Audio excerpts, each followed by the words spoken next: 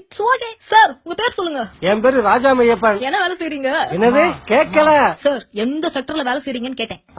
Finance செக்டர்ல தான். மாத்தாத investment analyst Maiyappan sir பேசுறாரு. Okay Maiyappan sir. இந்தியால வறுமையை ஒழிக்க உங்க ஐடியா என்ன சொல்லுங்க? இங்க பாருமா, இந்தியாவுல ஏழைகளே இல்லாம போறதுக்கு ஒரே வழி 1000 ரூபாய் நோட்டு 500 ரூபாய் நோட்டை ஒழிக்கிறது தான். சார் என்ன சார் முன்னாடி போக வழி கேட்டா நீங்க பாட்டுக்கு 50 100 பின்னாடி போக வழி சொல்றீங்க. சரி 500 1000 ரூபாய் நோட்டு ஒழிச்சிட்டா மட்டும் இந்தியால வறுமை எப்படி ஒழியும்? அம்மா, நம்ம நாட்டோட வறுமைக்கு காரணம் லஞ்ச பணம், ஊழல் பணம், வரி கட்டாம தப்பா ஏமாத்துற பணம், இப்படி சம்பாதிக்கிறது பதுக்கிறது எல்லாமே 500 1000 ரூபாய் நோட்டா தாமா. நாட்டுல இருக்கிற 20% பேர் தான் 500 ரூபாய் 1000 ரூபாய் நோட்டை யூஸ் பண்றவங்க. மீதி இருக்கிற 80% பேரு 1 2 1000 ரூபாய் நோட்டை வச்சுக்கிட்டு சில்லறை தேடிக்கிட்டே அலையிறவங்க. புரியுதா சார்? சூப்பர் மேட்டர் சொல்றீங்க. கொஞ்சம் நேர்களுக்கும் புரியுற மாதிரி சொல்லுங்க.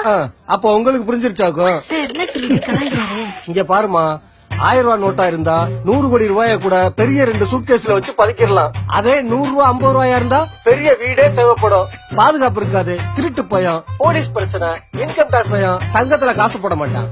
ஏன்னா விலை நிலை இல்ல. ரியல் எஸ்டேட்ல போடலாம்னா ஆட்சி மாறணும்னு புடிங்கிருவான்னு பயம். அப்ப வேற வழி இல்லாம பேங்க்ல தான் போட்டாகணும். பேங்க்ல போட்டா வரி கட்டணும். நாட்டுல இருக்கிற எல்லா பணக்காரங்களும் ஒழுங்கா நேர்மையா இன்கம் டாக்ஸ் கட்டினா போதுமா, இந்தியாவுல வறுமை மட்டும் இல்ல பிச்சைக்காரங்களே இருக்க மாட்டாங்க. அம்மா அம்மா.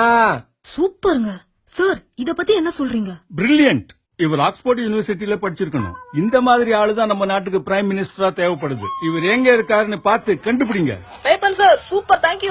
இருக்கட்டும் இருக்கட்டும்.